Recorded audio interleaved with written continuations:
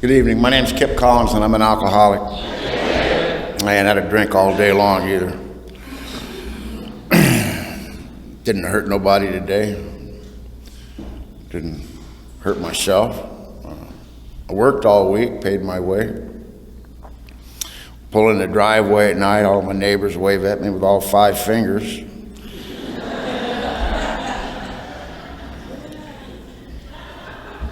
Kids come running out of the house, say daddy's home. You know, that might not impress y'all, but I tell you what, that sure does tickle my mother. I didn't even know people could live like that, you know. My sobriety date's May 12th, 1984. My home group is Robber's Roost. It's a closed men's meeting of Alcoholics Anonymous, and made up of about 80% ex-convicts, and we got over 500 years in prison amongst us, and we're trying to learn. We all know how to be tough guys. We're trying to learn how to be fathers and sons and members of our community, and that's our primary focus in that drink. I want to thank for the invitation to come out here. This is a beautiful building. Geez, it's gorgeous. Except that it's non-smoking. But I could fix that.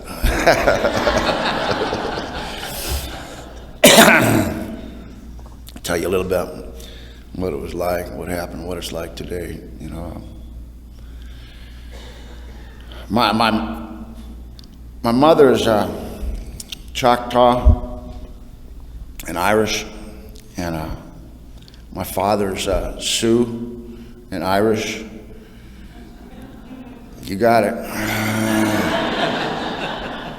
My daddy loved to drink, and my mother loved to fight, you know, and I don't blame my alcoholism on my daddy whatsoever, man. He taught me exactly what alcohol will do to a man, what it'll do to a family, what it'll do to a marriage. I had no illusions about alcohol. I wanted nothing to do with it, you know. You know, we lived in an insane asylum. We lived, my dad drank every penny he made, and we lived in the barrio. There was 4 of us living in a 1-bedroom house, 4 kids and 2, my parents, and it was all first generation Hispanic. Nobody spoke English. And my cousins were at my house all the time. They're mostly Indian. They're real dark skin, dark brown hair, dark brown eyes. And me and my brother Bill, we were born with we were little towheads, pug nose, freckles, and real white skin, you know. And we'd walk out of the house, man, them Mexicans wanted to beat our ass. We'd go in the house, them Indians wanted to beat our ass, you know. And standing in that doorway many times, I was afraid to go in, I was afraid to go out. You know, I don't blame it on my dad. I've always told her I blame my alcoholism on the San Diego Unified School District. They had this great idea in the early 60s. It was time to start bringing in these young people and start educating them on that stuff we don't talk about in A&A, you know. And they brought us in this hall and they showed us this movie, and they had these fools get up and try to scare us about this stuff, and they dismissed us, and I hit my buddy Balto in the ribs. I said, "Can you get some of that?" And he said, "Yeah, sure." And so I met him the next day. I said, "You get it?" He goes, "Yeah, meet me after school." So we hooked up after school. I said, "So what do we do?" He says, "Well, we got to go boost some wine." I said, "How come?" He says, "I don't know. You know, but my dad always drinks wine when he smokes his stuff, and we didn't want to make no mistakes." I went down and boosted a short dog of sweet red port, and he went and got a little bottle of Muscatel, and we went down this little canyon. He fired that thing up, and took a hit off of it, and he handed it to me, and I took a hit off of it and started coughing. And I looked at this stuff, and I pulled it off that fancy screw cap, man, and I took a big pull. It hit my belly and jumped out and landed on my feet. But I ain't no quitter, you know. I took another pull on her, and he started doing that yo-yo thing, you know, and you got to pinch your nose, and it kind of hit bottom, and pretty soon it settled out. And I took another little pull, and it went down a little bit easier. It just got easier and easier. I looked over at Balto, and he's squatting down, he's sucking on this little tiny cigarette, and he says, "You want some?" I said, "No." I said, "What are you going to do with that?" He goes, "I don't want it, man. That stuff tastes horrible." And I said, "Can I have it?" He says, "Yeah." So I drank his, and I'll tell you that was the most magic day of my life. I have no idea what alcohol did for y'all. Alcohol was the greatest thing that ever happened to me in my life until I found you people. I remember that day crystal clear.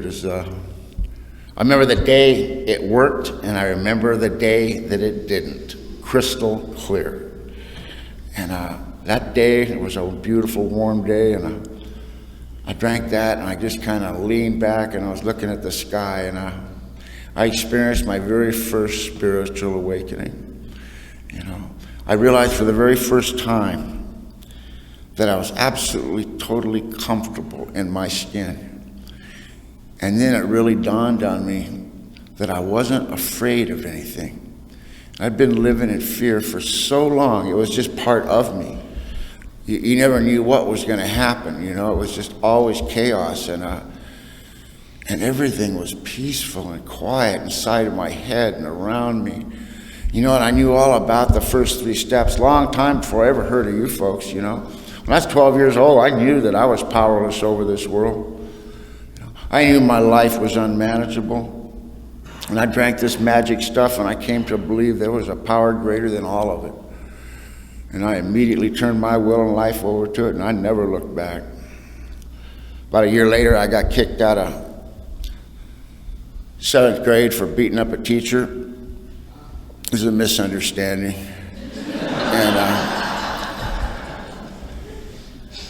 And I got home, and the school had called and ratted me out. My mom's standing there on the front door waiting for me, and I walk in, and she's standing there. She's holding this little plastic bag with this green vegetable matter in it. And she said, "What's this?"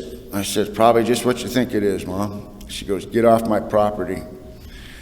And I was gone. I'd been waiting for her to tell me that since I was 5 years old, And I split. I got over a little town called Carlsbad. And I was talking to a buddy of mine over there. He said, "So what are you going to do?" I said, "I don't know." And this is about 1964. He says, "Hey, well, check it out. All these people, they're going up to San Francisco. And all they do up there is get high and listen to music and make love." I love music. When I was 13 years old until I was about 55, that's about all I thought about. Some other music lovers out there. All right. I share in a very general way about my adventures in San Francisco. I was the worst hippie that ever landed there. I'm a fighter. These people were not. And once again, I did not fit in. Someone would say something to me, I'd smack them, and they would get all upset about it. I'd smack them, and I found out what my true calling is. I'm actually a capitalist pig, I saw what all these suburbanite kids wanted, and I saw what they were paying for it. And all my friends come from Mexico, and I called. So Balto, check it out, man. He couldn't believe it. He says, "Come on down." And we went down. We talked to his family, and we put a little thing together and started a little business. And that went along really good, for a long time, until I was about 16 years old, and then I got arrested down in Mexico with 200 kilos of this stuff, and they sentenced me to 25 years in federal prison, La Mesa Federal Penitentiary. And I had long blonde hair, and I weighed about 10 pounds, wet, and I was kind of scared, and they walked me down in there, but it turned out to be another one of the most greatest things that ever happened to me. Balto was related to everybody in there, and it was all a family business, and I was part of the family, and they just welcomed me in, and they took care of me, and that's where I got my master's degree in criminology. I love Mexico. It's a civilized country, It works on the principle of mordida, and that means the little bite, and what that means is if you can afford justice, you can have it, I like a country that works that way. I had never had no trouble getting money, and we found the right people. I got my way out of there after about 2 years and went back to work doing what I was doing. And I no sooner got up here than, I was hooked up with this young gal. She got pregnant, and on my 18th birthday, the cops came in with 27 felonies, stuck a gun in my mouth, told me not to move, and they took me away. And they didn't take my girlfriend, but I wondered for a long, long time whatever happened to her, whatever happened to the baby, and nobody ever wrote me or told me. And when I finally got out of there, I went to the family, and they wouldn't tell me nothing. They said, just stay away from her. You've done enough damage to our family, man. And there was a big hole in my life for a long time about that. I married this gal right after that. After I got out of jail, she bailed me out of jail 3 times in 1 week. And I said, how come you keep bailing me out of jail? She looked at me with these big brown eyes, said, what else would I do? And I married her. I love a woman who thinks like that, Love a woman who thinks like that. God bless the pre-Al-Anons, jeez. I hear all these jokes about Al-Anon. I love the Al-Anon family group, man. Is there any Al-Anons out here tonight? Hey, I want to thank you for keeping the world going while I was doing my thing.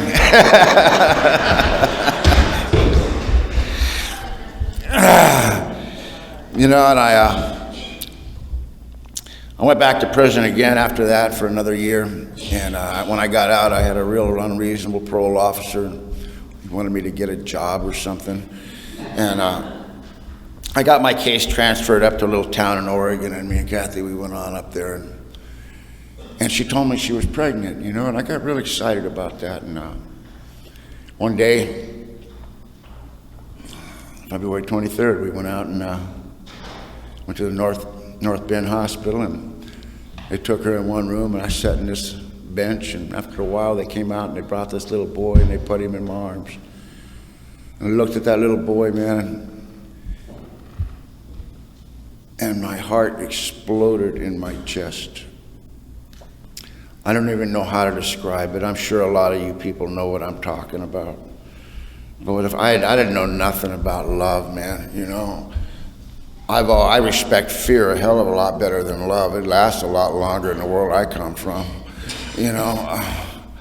But I heard people talk about it, but I really like my wife, but not like this, man. I put that baby in my arms. I felt head over heels, madly in love with another human being. And I looked at that boy and I promised him, I said, you know what, you're never going to be afraid of nothing. We're going to have everything. You're never going to be afraid. You're my pal. And I meant it. And I got off parole there and I went back down to California, and after another year later, I'm sitting in another hospital, and they come out and they bring this little girl and they put her in my arms, and the same thing happened, man. Exactly the same. I looked at that little girl and my heart exploded in my chest, and I'm looking at her, and I don't know about y'all, but I'm a real fast thinker. I think fast. I'll be in an A&A meeting, one of you pretty gals will walk in, we'll fall in love, get married, have a couple of kids. You'll cheat on me with that old timer. I hate your guts. You haven't even got to your chair yet, I'm looking at this little girl, man, and I'm thinking, what, she's a female. There's going to be some man who want to marry her someday. And so I'm planning out the wedding, man, and they haven't even weighed her yet. And I wanted to be a good father more than anything in this world. That was the highlight of my life.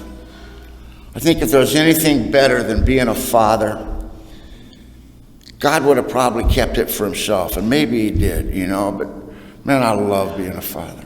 Altogether, I ain't going to talk about all of them. I got 9 kids. I adopted 4 of them and raised them from young ladies and to very successful young women, and I've got 5 kids of my own. And I love being a father. My oldest is 42, my youngest is 11. I just figured out what's causing it. I sleep on the couch now. my little boy, he's 11, he's my sunshine. You know, he was graduating for preschool. We went to his little graduation ceremony, and then right after that, I went over and watched my oldest grandson graduate from high school the same day.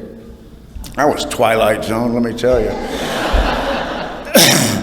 You know, I wanted to be a good daddy. I wanted to so bad, and I made a lot of money, man. I had all kinds of money. That was no problem. I bought a big place, had a creek running through it, brought my brother with me. My brother has always been with me. Anything I tell you about my brother, he was my right hand, Bill. And everything in my life was good.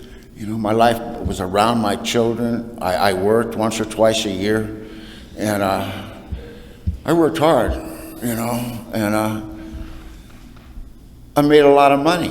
And it was September 6th of 1976. I was playing with Frisbee with my son in the yard. My daughter and my wife had gone school clothes shopping. School was getting ready to start.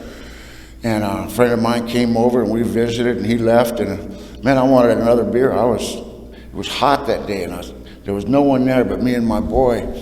You know, and I said, you know, just wait here, I'll be right back. And I got on my bike and I went up to go I got a 6-pack of beer, and I come back down the road, and the fire department's there, and all the cops and all the neighbors are running towards my house. And I found out my little boy had run out in the street chasing me on that motorcycle, and he'd been run over by a truck. And I got to that little boy, and his head was split open, and I could see his brains, and his ribs were sticking out of his chest. And a big piece of me died. You know, I sat in the hospital with that little boy in intensive care for 9 months. And every day, I don't know nothing about God. We never went to church in my life, you know, but I'd heard people talk about it. And I got outside of that hospital every night praying to that God, give me back my boy. And I'll tell you, my son, his body survived. He mentally and emotionally never grew past the age of about 4 years old. And he couldn't talk and he couldn't hear. And he had a lot of physical problems. And he no sooner got home, and my brother got real sick, and he came down with a disease called schizophrenia. And they had him committed to a hospital. And he called me from that hospital after a couple of weeks. He says, get me out of here, man.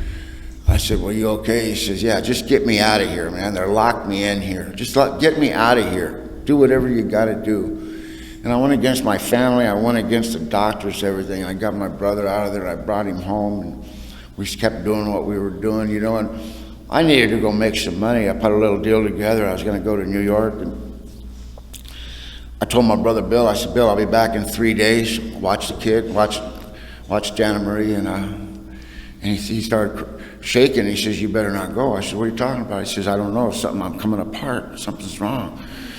And I said, you know what, man? And I handed him a handful of money. Money's fixed everything all my life.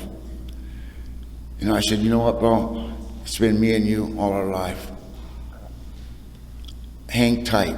I'll be back in 3 days, and whatever this is, me and you'll take care of it.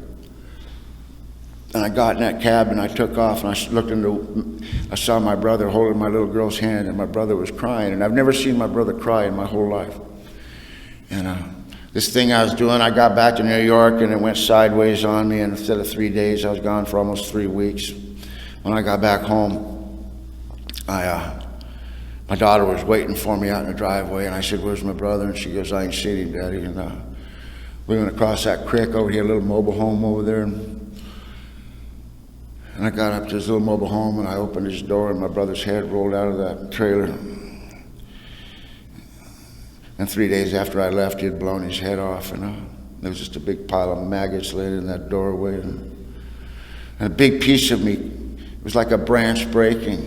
You know, it was my very psyche completely just snapped. And I'll tell you this, from my heart to use it, I thank God I'm an alcoholic.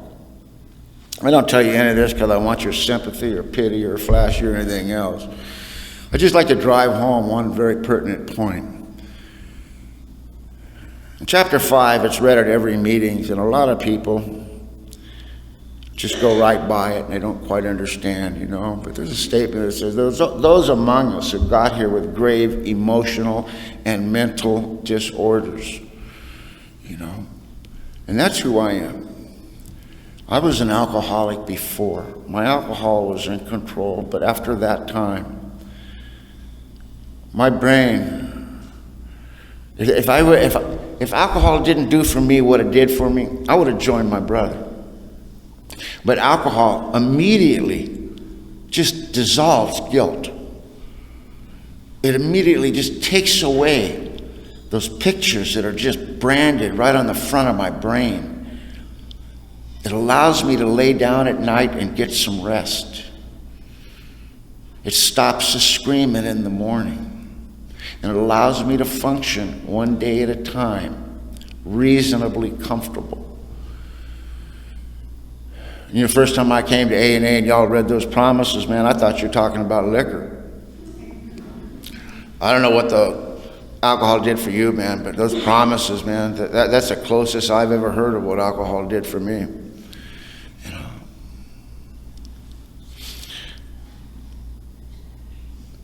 Things started happening. I couldn't stop drinking.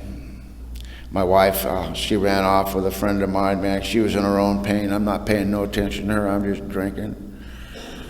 It was just me and my little girl. My son's in this special hospital, and Jana Marie, she's just getting ready. She's just turned 5 years old, and she's crying. She says, "Daddy, what's going on? Everybody's dying. Everybody's leaving. You're acting crazy. What's going to happen to me?" And I put her up in my lap, and I said, "Sugar," I said, "nothing's going to happen to you." I said, "You know, I don't need nobody. We just hit a bump in the road, man. I'm going to catch my breath in a minute, and you're going to be all right. I'll take care of everything." And I got her calmed down, and I got her put in bed. And about that time, this guy knocked on my door, an old buddy of mine. He came in, and he brought something that changed my life. I doubt if you have it. You guys all look like a real sophisticated bunch of drunks. In California, we call it Mad Dog 2020.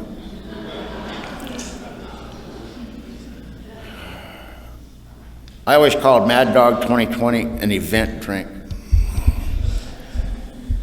Every time I drank Mad Dog 2020, something happened. And when I was a wino, shuffling, panhandling, someone would offer me a bottle of Mad Dog. I'd drink it, but I'd always hesitate. I'd go, "Oh, this is gonna hurt." So if there's any new people, you know, and you think maybe you're being a little bit too hard on yourself, and you want to go out there and try her again, get you some Mad Dog. You know, if you're an alcoholic like I am, it'll run your rusty ass back in these rooms so quick you won't even know what happened. You know. Next thing I know, this lady's saying, "Excuse me, sir, you have to get off the airplane." I was in my living room, I thought. I opened my eyes and I'm looking around. I'm on this big old jet airplane, and this lady's looking at me very perturbed, and there's no one on the plane. I look down, there's my little girl. She's cuddled up next to me. And I said, "Where am I?" She said, "You're in Fort Lauderdale." I said, "Can't be, man. I hate Fort Lauderdale." She goes, "I don't know nothing about it. You got to get off the airplane." I don't know what's up. I haven't got a clue. But you know, my kid's here, and you can't look stupid, you know, and maybe she knows what we're doing here. So I woke her up, and I said, "We're here." She looked out the window, and she said, "Oh, goody." And that's all she said. So, you know, I said, "Okay, do the next indicated thing." I said, "Let's caught a cab." I had plenty of money on me. I said, "Take me to a nice hotel and stop at a liquor store. I need to figure out what's happened here." And I came to the next morning butt naked in 4-point restraints on this gurney in this room, and the walls were this comforting green. I've been in prison in 3 different countries, and they paint them all the same color. And just for a second, I thought I missed something really cool, though, you know? But I found out it was a mistake, you know, it was just a misunderstanding. Apparently, I'd met this young couple, and they were partying in the same hotel I was, and they had this local additive, man, they could really drink with that stuff. And I was drinking Jack, and they were drinking tequila, and we drank their liquor and used all their stuff up and drank my liquor. And I said, "Hey, y'all ever heard about some Mad Dog 2020? And they went, "No." I felt like a missionary, you know. Baptized them too, and apparently About 3 o'clock in the morning, this nice hotel, I'm down in the lobby, butt naked, trying to introduce myself to this young lady. You know, I'm from Southern California. That ain't no big deal. You know, they're very conservative back in this part of the country. They called the cops. I just went nuts on them. They didn't know what to make of me. They took me to county mental health, gave me some Thorazine, and calmed me right down. I got up next morning. They send me in to talk to the psychiatrist. I say, you know what? This is a big mistake, man. I just got here, and if you'll let me out of here, I will be gone out of the state before the sun sets. And he says, get out of here, go. And I was gone. I walk outside, and here comes that couple with my little girl. She comes up, jumps in my arm, and says, Daddy, where were you? I said, baby, I told you this place sucks. We're getting out of Florida. And I'd love to tell you that was it, man, but that was just the beginning of a very long, long journey, and I ain't going to go into all of it. But I'll tell you that for the next 3 years, me and my little girl, we lived all through the South, and everywhere we lived, it was going to be different. I was going to get her in school. I was going to get her in this. I was going to go to church. I was going to get a job. I've never done anything, you know. Not many gangsters for hire out of the newspaper, you know. No amateur pharmacists, no gunslingers, no money counters. I looked, they weren't hiring, you know, so I do what I always do. And every place I lived, I left in a dead run. The last place was in Oklahoma City, and I hurt a man real bad there. And came back, and I stole this truck, and I grabbed my little girl. We got down to the bus station in Oklahoma City, and I had enough tickets. I got 2 tickets to California, and got me a bottle of wine, got on there and drank my wine and passed out. I come to the next morning, we're in just pulling into Albuquerque, and my little girl is just rocking back and forth, and she's crying. I said, what's the matter? She says, Daddy, I'm so hungry. You haven't fed me. I said, as soon as we stop, baby, I'll get you something to eat. And we stopped I went in this liquor store, and I got her a little sandwich, and I got me a bottle of wine. I was real sick. I was shaking, and I got up to go pay for it, and I only had enough money to pay for one or the other. And I had to put her sandwich back, you know. I've done a lot of things in this world that I would never share from this podium with very few people. But I've never done anything in my life that shamed me more than that moment. I couldn't look at her. I walked by her. I just went to the back of the bus. And she was just sitting there all by herself. And God bless, there was this elderly black lady sitting right across from us. She was the sweetest thing. She looked over at my little girl and she says, baby, she goes, my daughter made me this big lunch, and I got to go all the way to California. I hate riding alone. Why don't you sit with me? And she took care of my little girl all the way back. We got into California, and I do what all heroes do at the end of the road. You know, I went to Mom's house. I told you a little bit about my mom, but you have not grasped exactly who she is. I watched her stab my daddy 3 different times. And one time a neighbor was yelling at me about something. She snuck up behind him and knocked him cold, put him in the hospital with a flathead shovel. And you got to respect a woman like that. In fact, you better respect a woman like that, you know. My mama, she takes no prisoners, man. She eats the babies. She's got no Al-Anon tendency whatsoever. She can release you so quick. She looked at me. She hadn't heard nothing from us in a long, long time. She didn't know if we were dead or alive. And her granddaughter was the apple of her eye. It was the only granddaughter of all of her children. She had lots of grandsons, but that was the only one, her only girl. And she opened that door and she saw her granddaughter standing there, and she had this dirty, ragged dress on, and her hair was raggedy, and holding on this raggedy old doll and this raggedy old pillow. And she looked at me with a hate. I've never seen her look at anybody in this world. She grabbed my girl, she pulled her in the house. She said, you get off my property. If you ever come near either one of us again, I'll kill you. And I knew she wasn't joking, you know, and I left. And, you know, the rest of my story is all hearsay. I know where I lived. I lived in a bamboo patch below a restaurant right on the Pacific Ocean. And a septic tank drained down into this bamboo, and nobody would go in there because it smelled real bad. And I walk across Pacific Coast High right there. There was a little 7-Eleven and a biker bar. And I go panhandle for wine there until I got enough money for a bottle of wine. I go back to my bush. If I couldn't get no money, I'd stand at the doorway of that bar and wait till someone ordered a pitcher of beer and went to the bathroom, and I'd run in and drink as much of it as I could before someone came out and beat the hell out of me, you know. I knew about going to any lengths long before I became to AA, you know, and that's the way I lived. You know, I went to jail on that corner 52 times for drunk in public. I was in the hospital 7 different times. I was in county mental health about 15 different times. And that's all I did. I just drank. You know, I hear people, they talk about having blackouts. I don't know. I lived in a blackout for years. I had whiteouts. That's, you come to someplace like right now, and just like right now, everybody's looking at you. And you go, oh. And then it fades, and you're somewhere else. And I was standing out in front of this liquor store. I was sick in the dog one morning. I was shaking real bad. I knew I was going to go into convulsions if I didn't get a drink pretty quick. And I had 68 cents. The short dog cost 87 cents. I couldn't get another penny. I couldn't talk. I was shaking. And this guy pulled up in this 4-door sedan. He's got this square little wife sitting next to him and this square little kid sitting in the back. He gets out of there. He's got short hair. You know, he's wearing a 3-piece suit and wingtips. Man, I looked, how you get even live like that, man?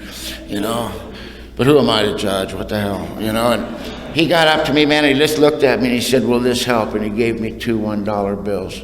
I damn near knocked him over, man. I ran in there, got me a quart of wine and another short dog, and came out. I drank that short straight down and held my face against that glass because it was cold, and just till the shaking just stopped and I could catch my breath.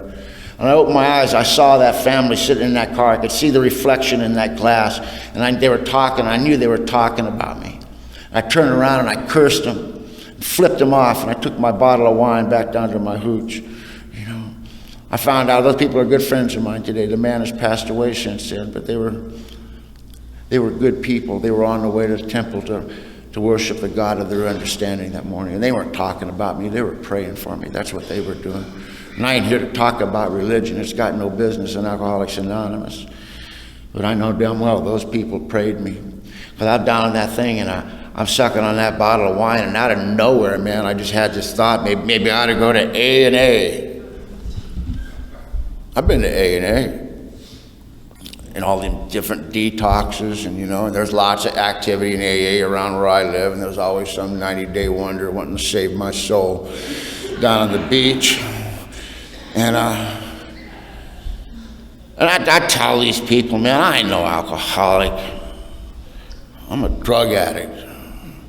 I just can't afford any drugs.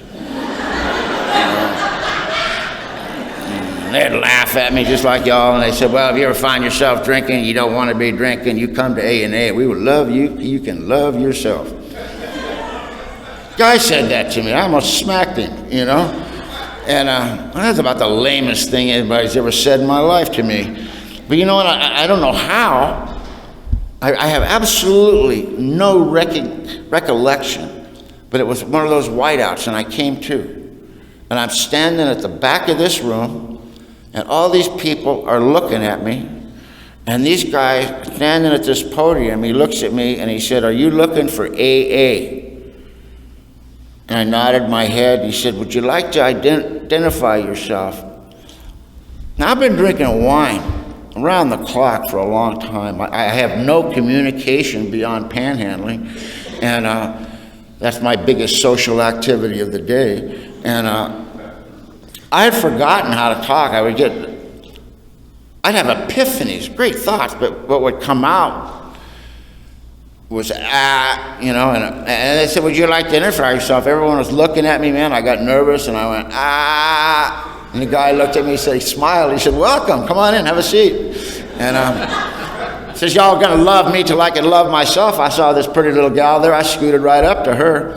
Man, she looked in terror and ran for her sponsor. And I'm sitting there and I'm looking at these people, man, and you know, they're all clean cut. I'm looking around, it looks more like I'm at a PTA meeting or something, you know. You know, I've been growing hair for 20-some years. My hair come down past my ass, my beard came down to my belly button. I weighed about 10 pounds, you know, and I got a lot of things on me that shouldn't be, and got Guy said, you got something moving out of your beard there. I said, leave it alone, it eats the fleas. And I'm looking at these people, and they're looking at me, man, and they thought I had a distinct odor. A lot of things weren't important anymore. And I'm sitting there, and they're talking about God. And I'm going, oh, man. And they saw him pass a basket. And I went, oh, here we go. They're going to start singing. And I'm listening to this guy talk. He's sharing stuff. Man, you don't share that around a bunch of people. I got so embarrassed for this fool. I got to get out of here. You know, and I stood up. I said, I need a drink. And when I stood up, there was this little old gal. She'd been looking at me from the minute I walked in that room. She kept smiling at me and grinning, you know, and I didn't know what the hell was up with her. But when I stood up to leave, there was some guy talking. She stood up and she cut that guy off cold. She started walking toward me. She goes, hey. She goes, don't leave. She goes, I walked in these rooms 27 years ago in Long Beach, California. Cops dropped me off, said they're tired of arresting me. Go in there, maybe those folks can help you. She goes, I walked in the back of that room, the meeting had started. I looked at all these squares, and I knew as soon as they turned around, saw me and saw what I was, they'd run me off because they didn't want me around their men. She goes, I've been on the streets of Los Angeles since I was 13 years old, and I've done everything a woman had to do to survive. And when I saw you people, I felt dirty, and I wanted to leave. But this lady grabbed hold of me and brought me into the room and got me a cup of coffee. She said, honey, don't go nowhere, we need you. This lady talked about 27 years of continuous sobriety. She talked about a woman who grabbed her and got her involved with a group of women who taught her how to be a woman. She talked about a sponsor that took her through the steps and got her involved in Alcoholics Anonymous. And she came over right in front of all those people who didn't know what to make of me, and she grabbed hold of me and she pulled my head down. This old gal kissed me right on the mouth, the bravest woman I've ever met in my life, man. And she starts squeezing on my neck, man. She's holding on my neck. She's a tiny little thing, you know. And, ain't nobody in this world ever made me cry about nothing. And this old gal, she gets down, she whispers in my ear. She goes, baby, she goes, don't go nowhere, please. We need you desperately. Please don't leave. And she said that to me. My eyes started watering up. I started sobbing like a little schoolgirl right in front of the PTA, you know. And I started coming to A&A. And y'all lied to me right from the beginning, you know. A bunch of you said, well, just don't drink and go to meetings. That might be fine for a problem drinker, you know. There ain't nothing in that book that says, just don't drink and go to meetings. It says, these are the steps we took. And I just wouldn't drink, and I'd go to meetings. And about 3 days without a drink, I would be absolutely stark raving sober. You know, and I couldn't figure out, how do you ever go to sleep? How do you stop the screaming? You know, how do you stop shaking? And everything is so real, you know. And I'd have to drink, you know. And I kept doing this over and over. About a year, finally, this guy says, you got to get a sponsor. I knew what that was by that time. I said, no, man, no, I've been on parole half my life. I'm not going to one of these dudes, you know. I don't need that. And he said, well, you got to take these steps. I looked at those steps. None of those steps applied to me. First of all, they tried to tell me I was powerless. I've been carrying a gun since I was 14 years old. You know, I ain't powerless. And it says, you know, it says my life's unmanageable. I like it that way. Mediocrity is my greatest fear. You know, I hate knowing what's going to happen next. Got to this next thing, talked about God, don't nothing to do that. I cried out to your God many times, never cut me no slack. You know, keep your God. I talked about this other stuff. I said, well, what the heck's this about? He says, well, you got to write down everything that you've ever done and share it with another human being. I fell out of my chair laughing on that one. You know, I don't know about y'all, but I'm a career criminal, man, and I pride myself in no paper trails in the majority of my activities. Now you want me to write it all down and share it with the PTA. That ain't going to happen, you know. And I drove right by that one. I said, well, what's the defects? I don't know what that means, you know. And I go, what's this? What does amends mean? He goes, you got to go face everybody you've ever harmed and go make it right. Oh, yeah. Loopy, don't shoot, man. I'm sorry I shot you and your brother and your dog and took all your stuff, man, but I'm in a spiritual manner of living today. He is going to be so impressed, you know. I didn't pad an expense account, you know. I wanted what y'all had, but I don't come from your planet, you know. And I just kept coming to AA, man. I loved it. I come to that Thursday night workshop in Carlsbad, and there was just and it still is. There was real members of Alcoholics Anonymous there. You know, I came to that meeting drunk for so long. There was a lot of people stopped sticking their hand out, started looking down on me. But there's another group of people who I'd hit that door no matter what the condition, man. They would walk over and welcome me. And, you know, I'd break his anonymity. Cliff Roach, man, he was my hero. That man welcomed me in under any conditions, and he always looked happy to see me. And he'd come and get me a seat, and he'd get me a full cup of coffee because I was shaking bad. I found out later he's just really a sick man. He just liked to watch me shake that coffee all over me. You know, and his sponsor, and Margie, and there was a Skip, and there was a whole bunch of them, man. And they would always, man, I'd walk in, they'd make me feel so important, like I was the most important person in the room. And that's what brought me back.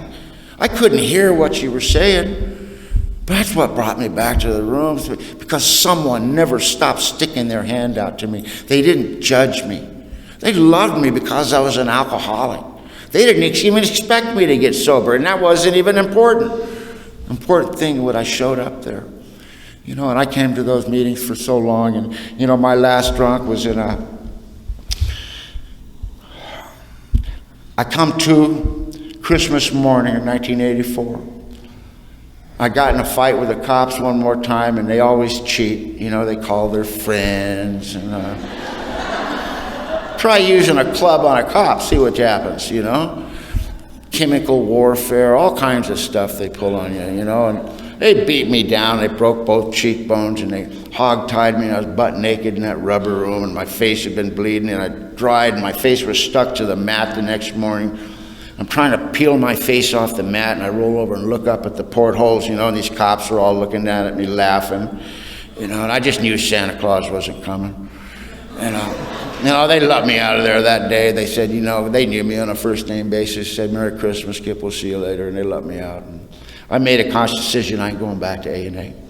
You know, I am that person they talk about. I'm tired of being y'all's token drunk. I'm going to go. The only thing that don't lie to me is alcohol. That is the only thing that stops that screaming. It's the only thing that stops that incredible, overwhelming, if it would have been a tangible thing, it would have eaten me alive, loneliness. You know, it's just the loneliest human being on the face of the earth. And it would take that away. And I started drinking on January 6th.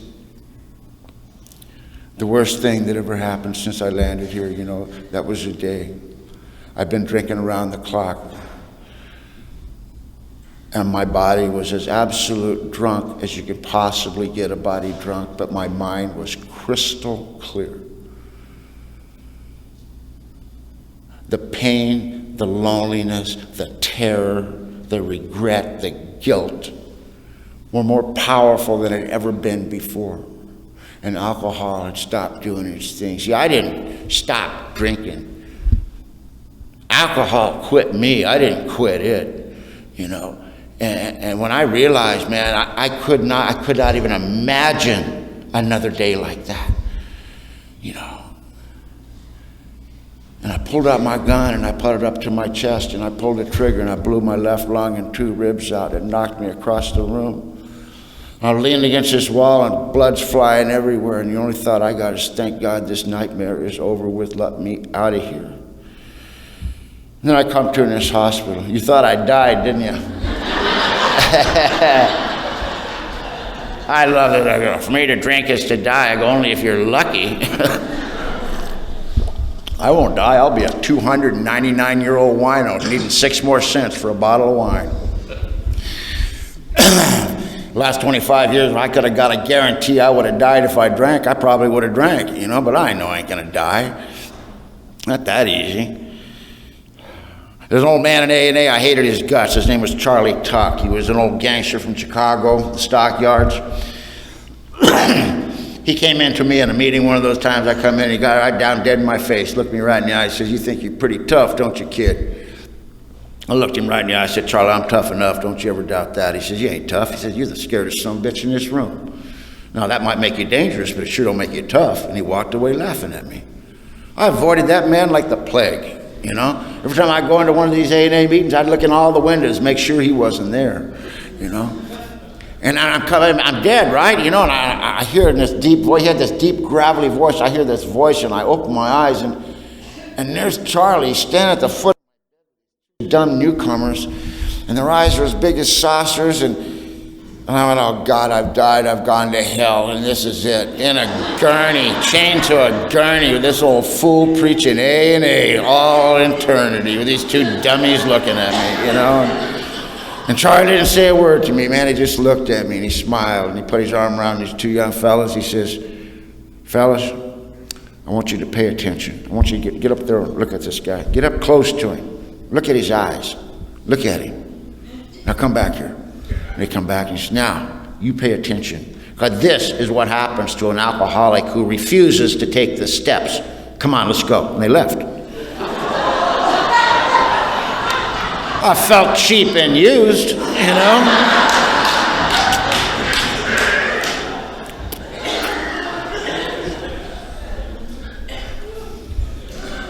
I was in that hospital until April, and I got out, and nothing worked.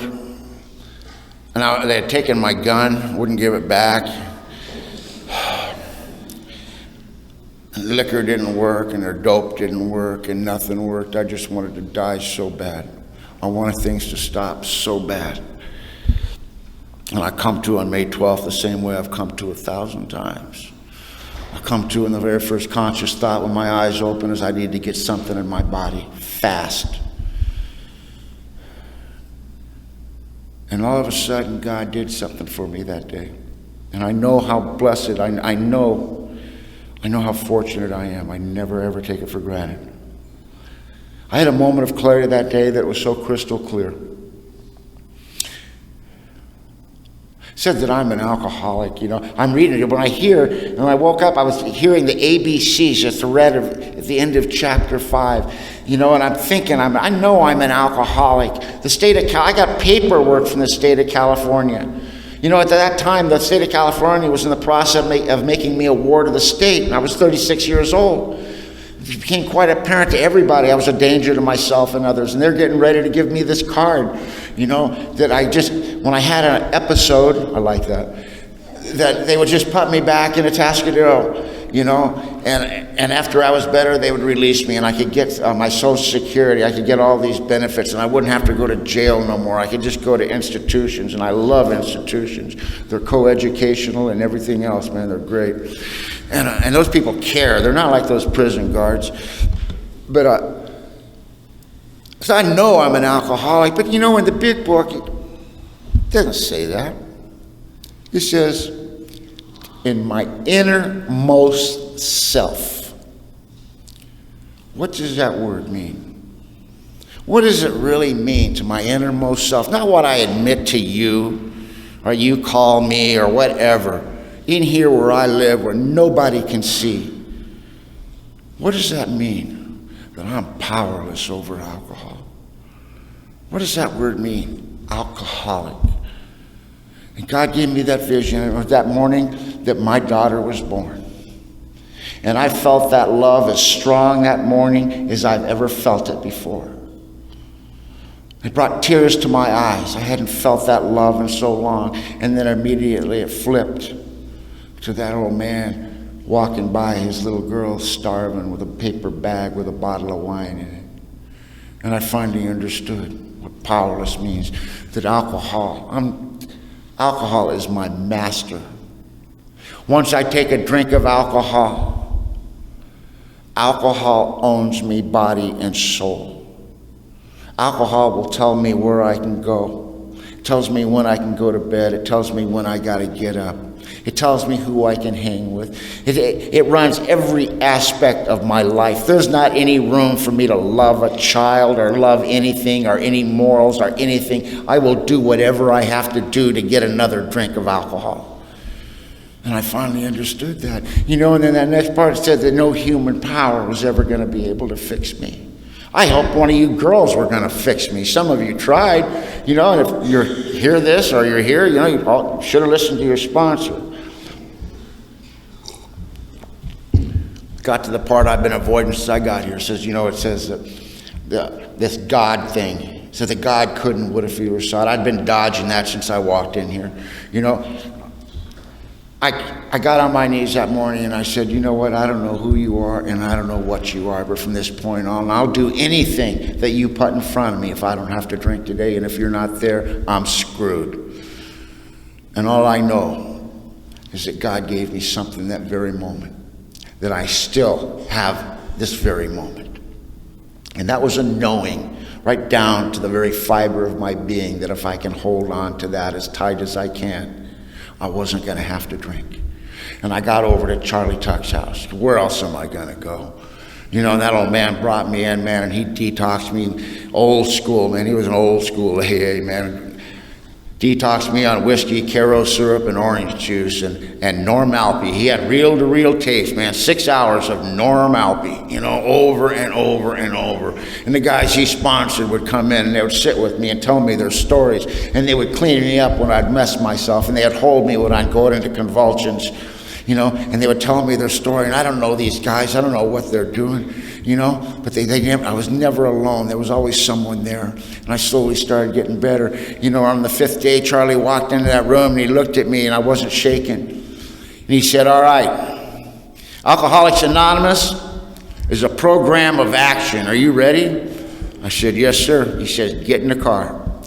I thought that was the first step in AA for the next 8 years. Everything started with get in the car. And we went down to 111 Island Street down San Diego, county detox. I've gotten sober there probably 100 times. I know everybody in there. I know all the staff by first name. And they walked me in there and he goes, what are we doing here? He says, we're going to go carry the message. I said, what do I got, carry? He says, you got 5 days. And I walked in there, and Charlie did his pitch, and he said, I want to introduce you to my friend Kip. And he introduced me. And I did my thing, and I just told these guys I don't know a lot about it, but it ain't no big deal. I haven't had a drink for 5 days. What the big deal is this? I haven't wanted to take a drink in 5 days. And I don't understand it.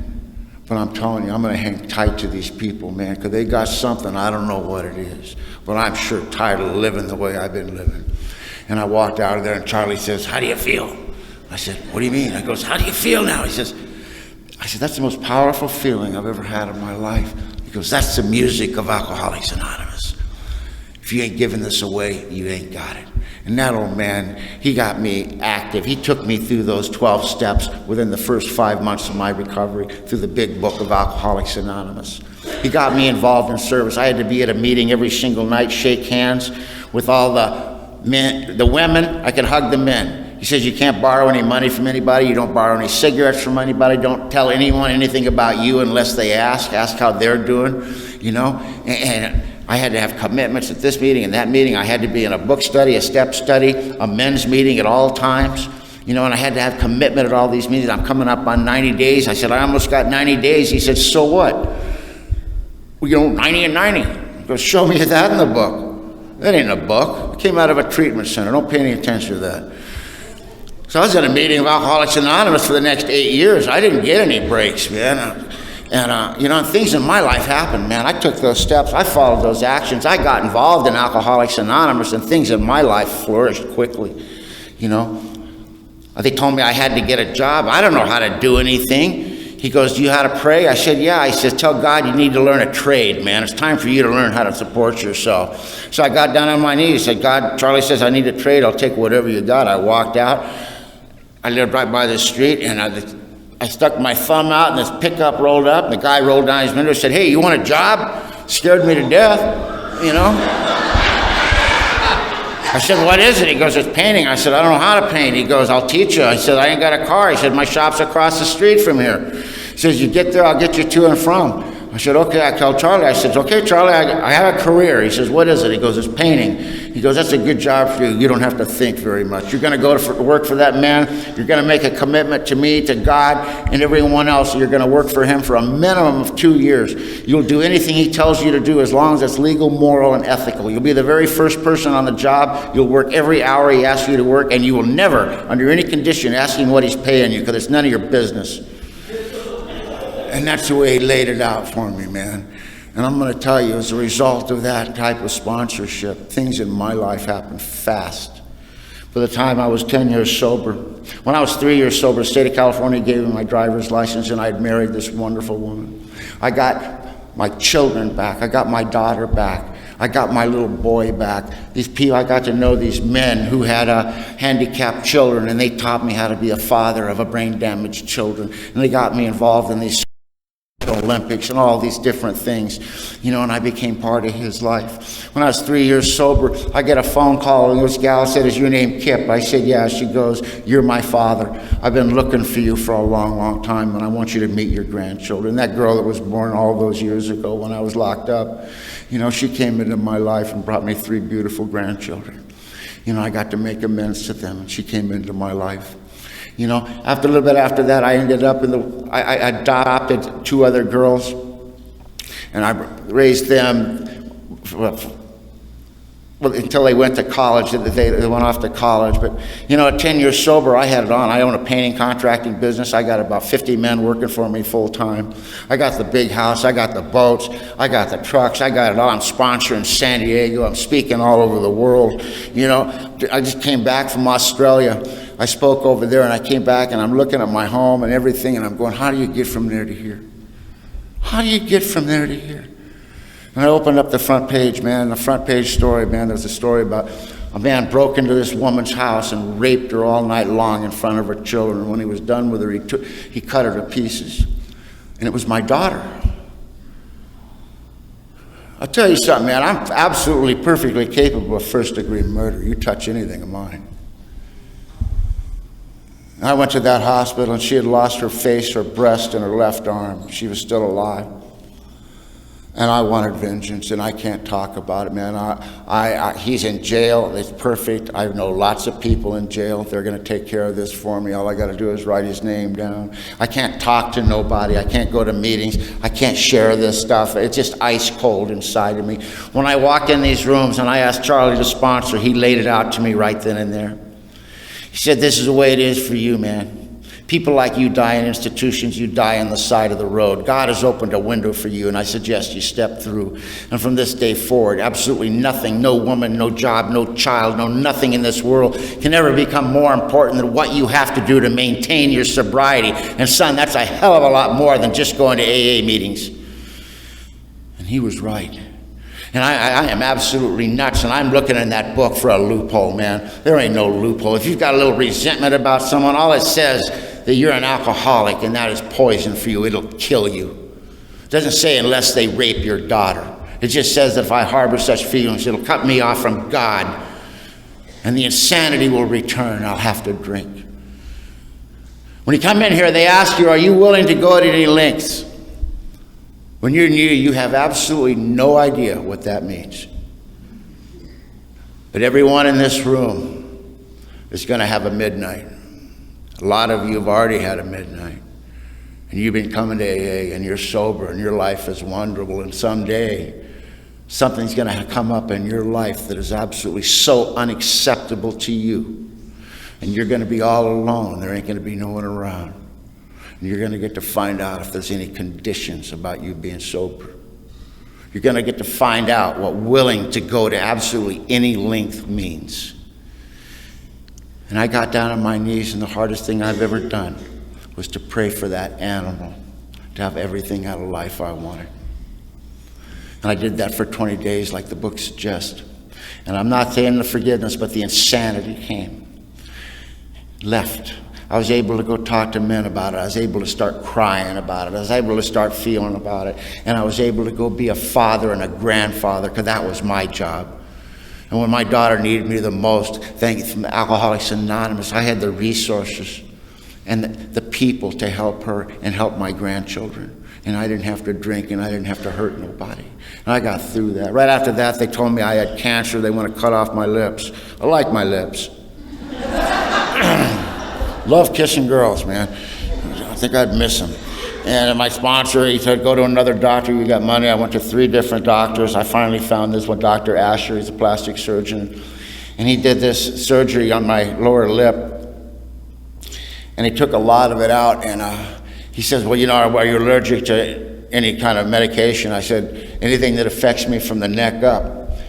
He goes, what do you mean? I said, I can't take any of your drugs that makes me high.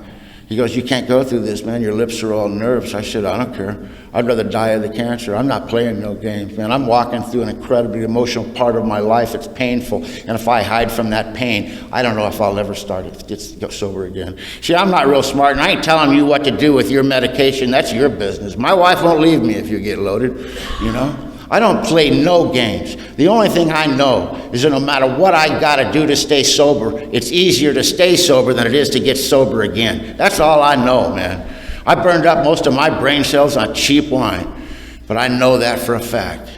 And I didn't have to use their dope. All the guys I sponsored came over and took care of me, and a bunch of old rowdy convicts, man. I'm all sewed up, and they'd try to tell me jokes to make me laugh, the sick bastards, But they stuck with me, man. Those guys stuck with me.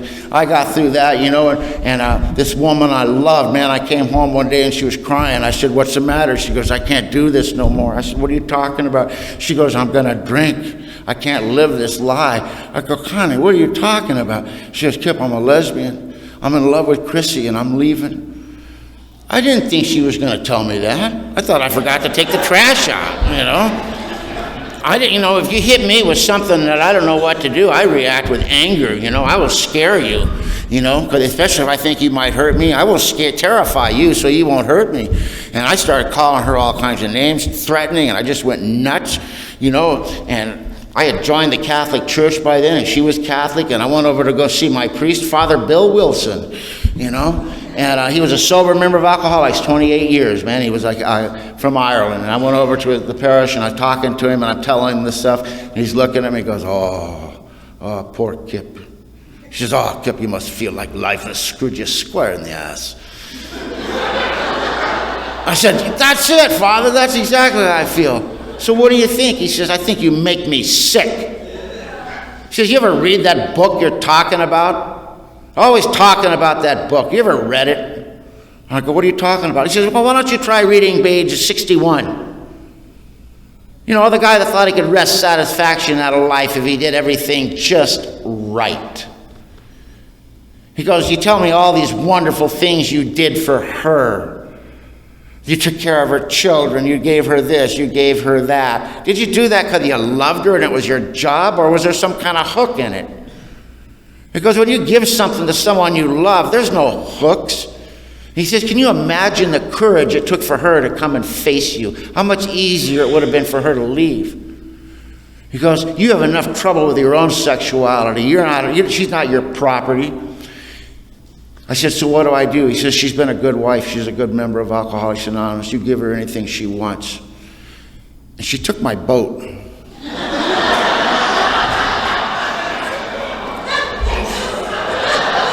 I love that boat.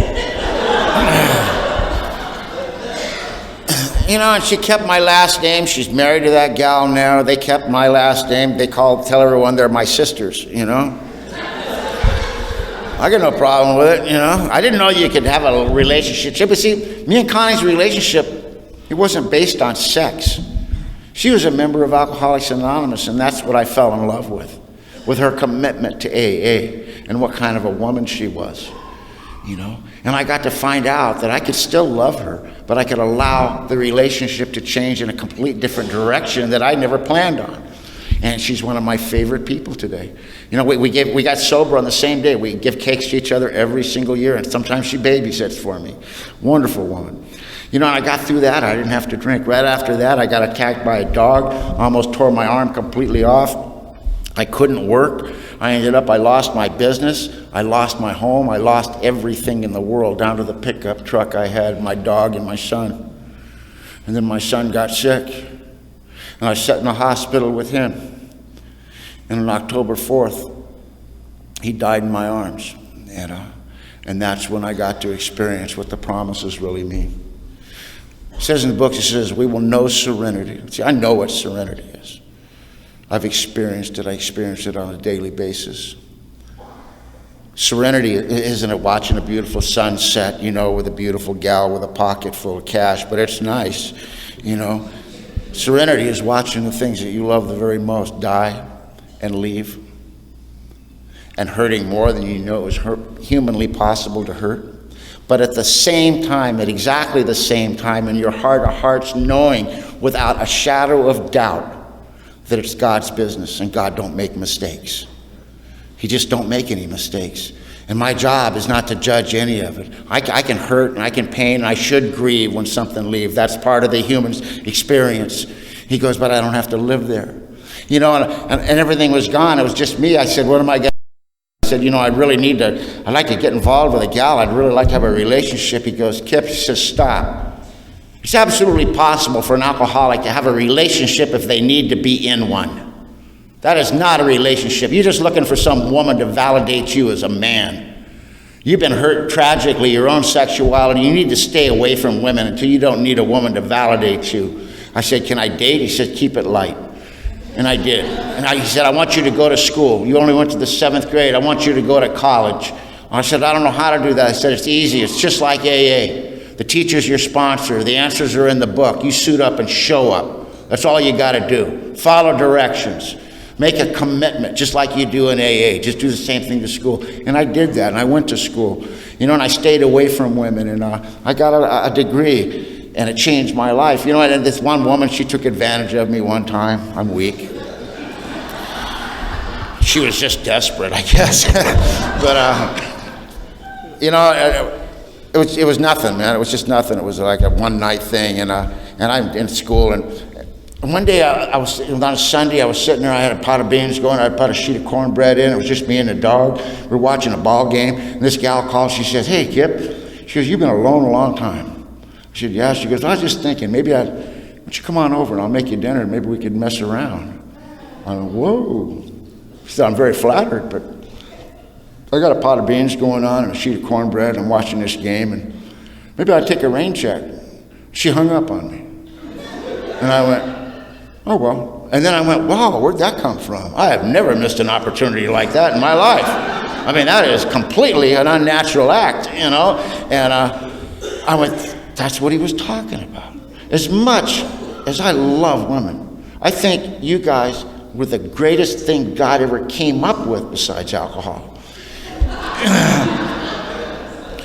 But I don't need any of you to validate me. I don't need you to make me happy. I am really comfortable with Kip. I like Kip. I like hanging out with him, And you guys can add to it, but I sure don't need you. And I went, that is so cool, man. I love this. And I said, but God, be your true. If it be your will, I would love to experience true will at least once more. But if not, that's cool. The next day, I get a phone call. This lady says, she got in a car wreck last night. She was drunk. She has massive brain damage. She's never getting out of the hospital. I said, wow. I couldn't figure out why she was calling me, but I said, I haven't seen this girl in over a year. And she goes, I said, is there anything I can do to help? She goes, yeah, you can come and pick up your daughter. I said, my daughter? What are you talking about? She goes, you don't know, do you? I said, no, what? She goes, you got a 3-month-old daughter. I'm not raising any more kids, and you need to come and get it or tell me what you want to do. And I went, okay. I said, where are you? She goes, I'm in Burbank. And gave me an address, and I got in my little car. I drove up to Burbank. It's about 100 miles from me. I knocked on this apartment door. This lady opened the door. She said, you Kip? I said, yeah. She goes, here you go. She handed me a bassinet and a diaper bag. I said, good luck. I looked at this little girl. She has my nose. She looked at me and she grinned. My heart exploded in my chest, and I fell head over heels in love. All my guys say, hey, you gotta get a blood test. I said, no. God gave me this baby. I ain't giving it back. I don't care if she's mine or not. She's mine. And she is mine. And she just turned 13 years old. You know, and I'm involved in every aspect of her life, and I has been since I got her. You know, she's involved in all. I'm a member of the PTA, and I have opinions. A lot of them hate me. You know, I can live with that. You know, it was just me and her, and then for almost a year and a half, and then a gal that I've been on many committees. She got sober at the same time I am. She's completely different. The only thing she's ever had to do with a cop is she dated one once. You know, I mean, she's got 3 degrees. She's just an incredibly successful woman. And she asked if she could hold my baby one night. And I said, do you know how to hold a baby? And she goes, give me that. And I gave her my daughter, and I saw the way she was looking at her. And I never saw that aspect of her, you know. I never saw that little facet. And I looked at her and I said, you like kids? She goes, I've wanted to be a mother all my life. And I said, really? What's going on with your husband? She goes, we got a divorce 2 years ago. You didn't know that? I said, no. I said, what happened? He goes, well, I wanted to have kids, and he didn't. I said, oh.